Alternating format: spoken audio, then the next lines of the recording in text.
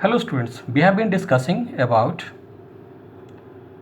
sexual reproduction in flowering plants, and today our topic is female reproductive structures in a flower.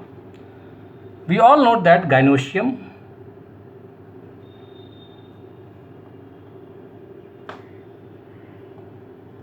represents the female reproductive part of the flower.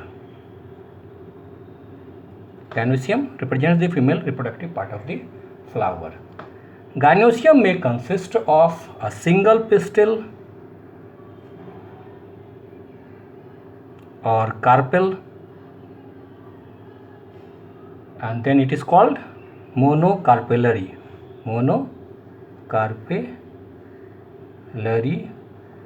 If has two pistils, then bicarpellary, three pistils, then tricarpellary, and if they have many carpels or several carpels or pistils, then it is called multicarpellary.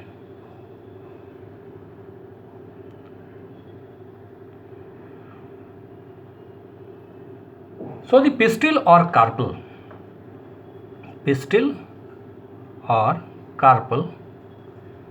may be syncarpous or they may be apocarpous.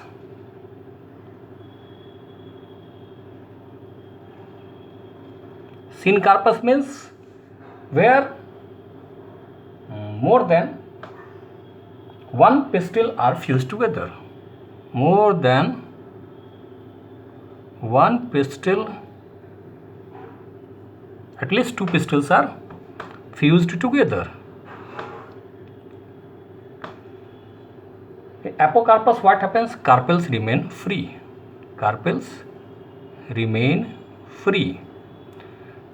And here the examples are papaver, solanum, etc. Papaver, solanum, etc. And in the case of carpel, we have example mycelia and rose. So syncarpous means where at least two pistils fuse together. Papaver and solanum, here in apocarpus the carpels don't fuse, they remain free.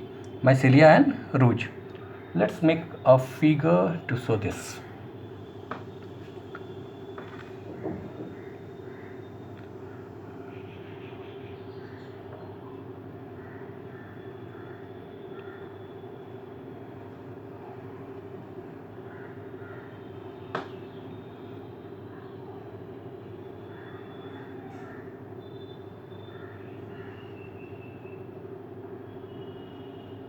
Make a proper figure. I'm just giving you the sample.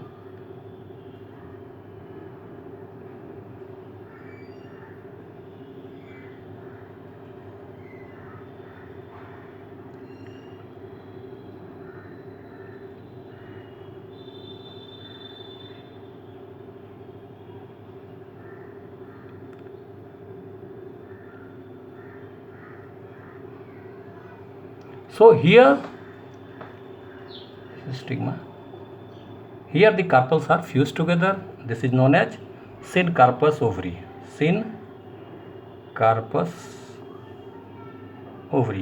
Here the carpels are fused together, and this is the example of papaver.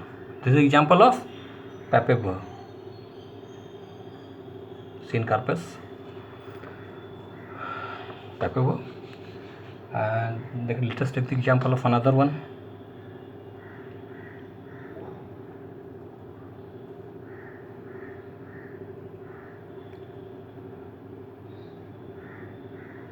I'm just trying to make you understand the whole thing. It appears to be that these are fused together.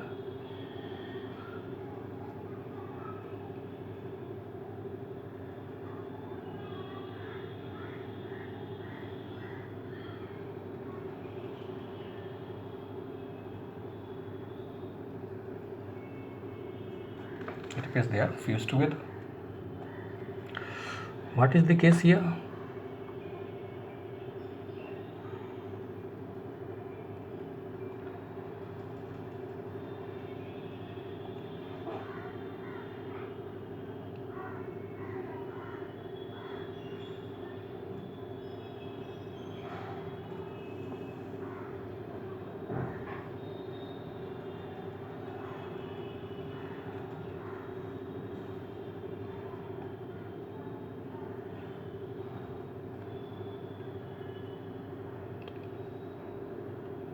So we find here that the carpels are independent here.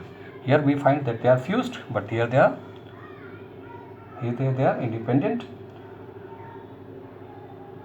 So we have a sample of mycelia here,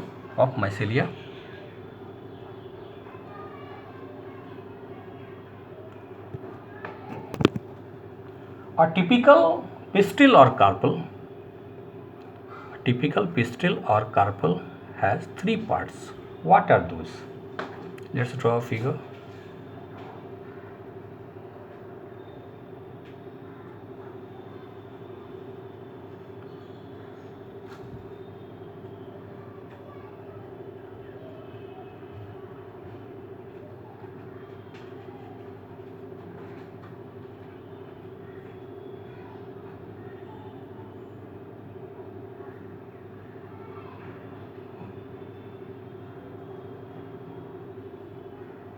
Let's make a big figure.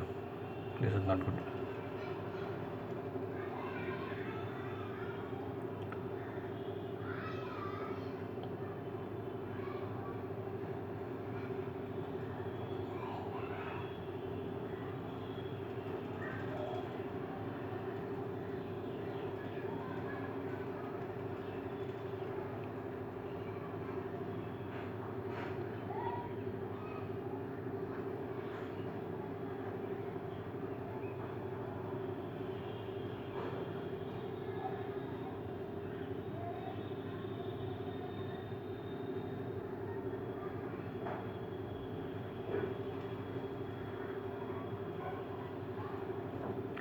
So this is a stigma, a style, and this is ovary, this is ovule.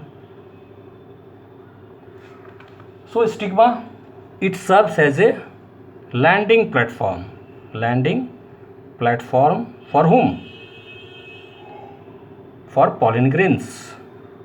It serves as a landing platform for pollen grains. The pollen grains stick here, they come here and they stick here. And the second one is style, this elongated structure that connects the ovary with the stigma. It connects ovary with the stigma. And the basal bulged part, this is the base. Then the basal bulged part is known as ovary. That's the bulged part, that's ovary. Inside ovary we find the ovarian cavity. Inside ovary what do we find? Ovarian cavity. And what is the ovarian cavity known as? It is known as locule. It is known as locule, in which placenta is found, is located, is found or located. The number of ovules differ from one plant to another. In wheat, paddy, mango, we have only single ovule, that means one ovule. But in case of papaya, watermelon, orchids, we have many ovules.